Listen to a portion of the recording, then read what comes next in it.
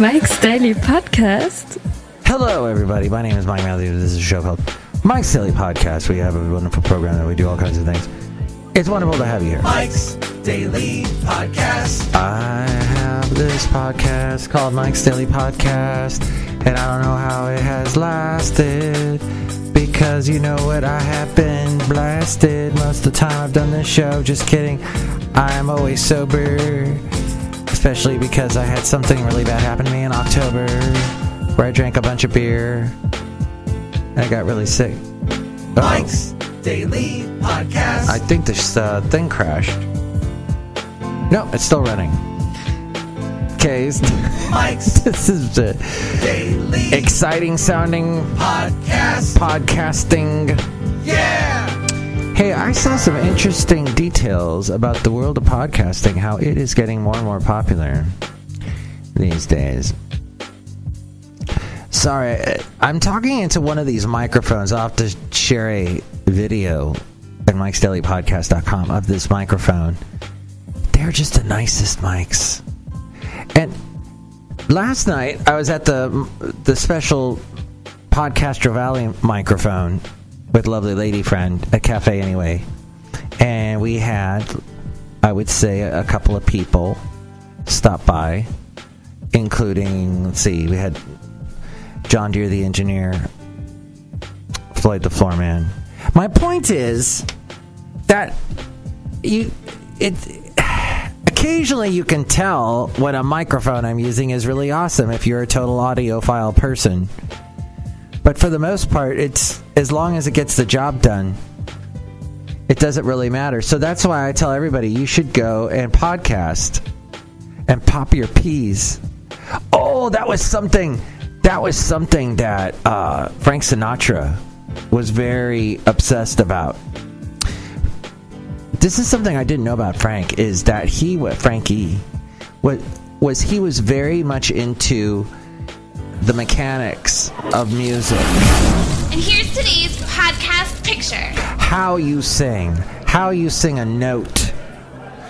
You never say ah in a song, you say It goes on and on. It's something I'm trying to think of an example, but yeah, he was like, you can hold a note better. Like, he knew what way to sing a song. When he saw the words and the lyrics, he knew exactly how to sing them in order to make them sound at the top-notch crooner level, to be as sung as well as possible, I guess would be the way to say it. And I am not the type of person that really judges a song. Oh, Basil had a beautiful voice. The late, great Basil the Boxer. What a singer he was. Oof. Was something he would say often. But yeah, there's actually a scene in that movie I was telling you about on Netflix, the documentary that was put together by two of the people that work with Spielberg all the time. Is it Kathleen Kennedy and Frank Marshall? They made a lot of Spielberg's movies. Oh, speaking of Spielberg movies, so you know Tom Cruise, he was in, was it War of the Worlds? I think that was a Spielberg movie. Tom Cruise went completely ballistic on the set of this movie he's doing. First off, props to the guy for not ever aging. He's like Paul Rudd, never ages. How is that done? I would like to know, because I'm aging like crazy. I'm doing all the aging for them. It's the Andrea Dory. Andrea Dory? Whatever that thing is that Oscar Wilde talked about. I am that person that ages for everybody else. So what happened is Tom Cruise got really upset because he saw somebody on his set not wearing a mask, and he freaked out. And for once, Tom Cruise has been known to freak out or act odd in the past. He got angry. I think, was it Matt Lauer? When Matt Lauer said to him, was talking about, psychology, and why do you hate psychology so much? And Tom Cruise said, no, psychology, it's a pseudoscience. Unlike Scientology, that has the word science in its name, so can't argue with that, which of course he isn't to Scientology. And that joke was from Louis Black. He said it on The Daily Show years ago. And I happened to record it on a cassette tape when he said it. And I took the cassette tape to work, and I used it on the air, and I got into no trouble at all because no one was listening to my show. Unlike YouTube, which now listens to my show to make sure I don't say anything about vaccinations. Oops. But yes, they are being very sensitive, being very careful, and Tom Cruise is being very careful and being very sensitive and saying, look, and this is part of the rant you may or may not have heard, it went viral, saying to people, hey, look, there are people depending on me with these movies that I do.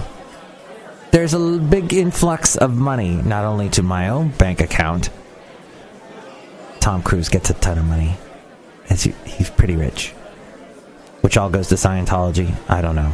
I don't know how that works, that particular route of moolah. At any rate, he has to, employ all of his employers, and they are employees, rather, and they need the money. So he's like, if you don't wear a mask, we're going to get shut down, and these people are going to be out of a job. Maybe they want to put their kids through college. All of that to say, what was I even going into? Tom Cruise. You would imagine him, it's not true, but he does know that in order to be a movie production company, you have to adhere to the rules in California. Oh, here's the other interesting thing. That lady that went viral too, where she was driving to her restaurant that she owned and said that, hey, I've been shut down by California once again, yet I have followed all the rules and I've been shut down. And look, right next door, here's a movie company doing a movie, and some of the people, they're allowed to make the movie. Oh, and they had a catering section, a catering truck and all that. And she's like, and I've been shut down, and they're allowed to do the movie. Mayor Garcetti in Los Angeles, he allows those movie companies, because it's like the lifeblood of California, of Los Angeles, but yet he hurts the small business owner. That's apparently what the narrative was of that particular story. Hey, look who's outside a cafe anyway. Hi, Mark. It's Benita the Rodeo Queen. How you doing? That's a Disgruntled Fiddle Player. Tell you what. What? You are all smug and think you know everything about coronavirus. But it's not a real thing. In fact, it's absolutely made up. Nobody's getting sick from it. It's all a fantasy. Okay. You believe that, and you just want to deny any facts. Let me take your cell phone away from you right now. Why are you going to take my cell phone? I'm going to take the cell phone away from you because you're denying science, you're denying facts. Your cell phone relies on all kinds of technology. That thing that's sitting on you right now in your pocket, I assume it's in your pocket. I'm not going to... Or you're just happy to see me. But the thing is that smartphones run on this technology that took years and years and years to develop. And it was science. There was all kinds of science and math involved, and people trying to figure out how electricity works and how you can get things really, really tiny and get those chips super tiny, small, little bit, and how you can make the radio waves carry messages and data. All this combined to make that object that's in your pocket, which I assume is a phone. Yeah, it's a phone. What do you think it is? Well, you should take that phone and throw it away because you apparently don't believe in science. You don't believe in facts. You don't believe in the absolute things in our world that are real, that maybe to someone that just came out of a cave might think, oh, magic. Who was the writer that said that technology to people, advanced technology looks like magic to the unadvanced? So you're just being unadvanced. Well, who said it? What author said it then? The guy that wrote 2001 A Space Odyssey. Stanley Kubrick? No, he was the director. The guy that wrote It's going to pop into my head in a moment. But Stanley... No, I keep wanting to say Stanley Kubrick, but it's not. It's the guy from 2001. Was written by... Ding, ding, ding, you win. Arthur C. Clarke. There we go. I was going to say Stanley Clarke, but that's a bass player, I think. Or the guitarist, the jazz person. Odd. Look who else is here. Hello, Mike. I make the delicious root beer. Have some right now. Excellent. I will have some of that delicious root beer. So this podcast today, a little bit all over the place. I guess my point is that you take this seriously and we'll all be okay. We'll all get through this. Everything will be fine. You'll be fine. Your friends will be fine. And this is what you do. What you do is you go home and you hug your friends. You hug your family.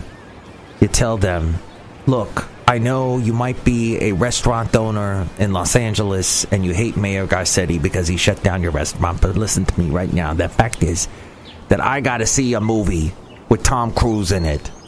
So it should be allowed that the Tom Cruise makes the movie and your restaurant stays shut down. Capiche? And that's pretty much... Oh! This is the other thing. And then I'll wrap it up. Wow! What a 180! Today was a 180 day. Well, I'm recording this on Tuesday. I'm going to post it on Wednesday. I might actually end up posting 2 podcasts on Wednesday. So technically, it's a daily podcast because one's on Tuesday, one's on Wednesday. It's just some of us have a life. I got to go home and do some plumbing working and fix some stuff when I get home. Not looking forward to that. At any rate, cafe anyway. The fact of the matter is that today or yesterday on the podcast with lovely lady friend, it was announced that Mr. Biden is now our president-elect, and you cannot deny it anymore. It is the truth.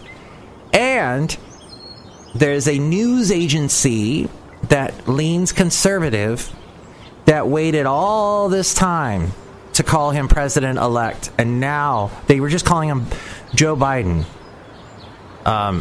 Senator Joe Biden. They weren't putting the president-elect in front of it, and now they are finally doing it. Even this very right-wing news company is saying it. Even Mitch McConnell congratulated the president-elect.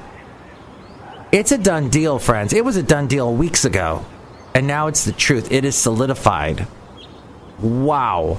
And people are still going to deny it. But I have noticed that some of the really big conservative talk show hosts have pivoted, and now they're going after Swalwell. Eric Swalwell. Hey, let's look at the last newsletter that I got from Eric Swalwell, who supposedly had a, what do you call it? An affair? Well, no, I don't think he was married yet. But apparently he was in a intimate relationship with a Chinese spy. And so there's a whole... Now they're just jumping into that. They're like, yeah, I guess we can't talk about this Trump thing anymore because they proved us all wrong. So we'll just jump right into Swalwell. Swalwell's huge mouth.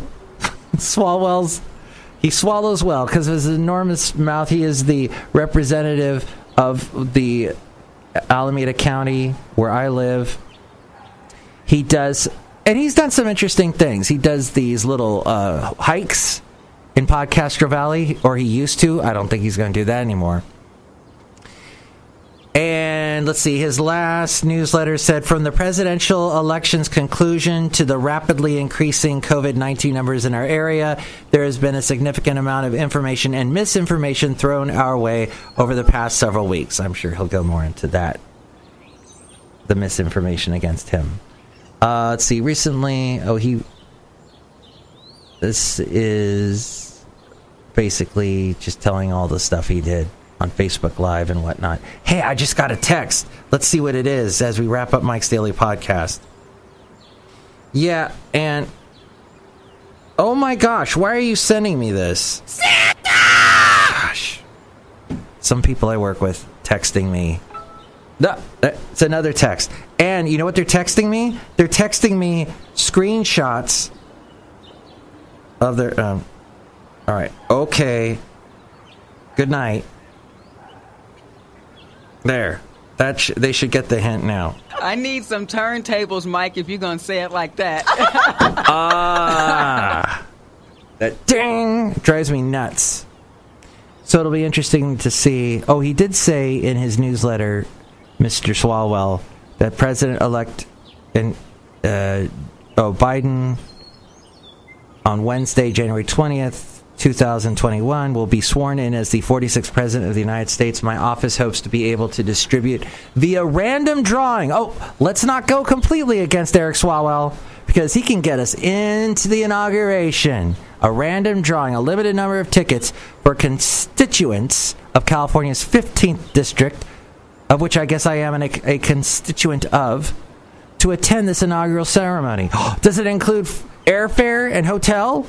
Woo! All right. Now it says our office has not yet been provided with information regarding pending restrictions, attendance limits, or social distancing requirements to protect attendees and prevent the spread of COVID-19 at the inaugural ceremony. Yeah, I suppose it's going to be a lot of masks and a lot of people far away from each other. 6 feet apart. It'll be interesting to see what the inauguration will look like. Tell me what you think it's going to look like. You can call me 336MM Daily. 3 plus 3 equals 6. MM as in Mike Matthews. Daily as in what this podcast will continue to try to be. And the podcast picture, I think we'll do something. Let's go back maybe 3 years ago, if we can do that, and get a podcast picture with Basil the Boxer 3 years ago. We'll go 2 years ago. 2 years ago with Basil the Boxer. We'll bring you. We haven't had a picture of him in a while, so we will have that. And thank you for listening to the show. You can chime in and let me know what you think at the email MikesDailyPodcast@gmail.com or call 336MM Daily. And now, I got Ariel to take us out. Oh, and don't forget, next show it'll be the wonderful Madame Rootabega, Valentino, and Bison Bentley. Mike's Daily Podcast is written and produced and performed by Mike Matthews. His podcast is super easy to find. Download or listen to his show and read his blog at MikesDailyPodcast.com. Email Mike now at MikesDailyPodcast@gmail.com. See you tomorrow. Bye!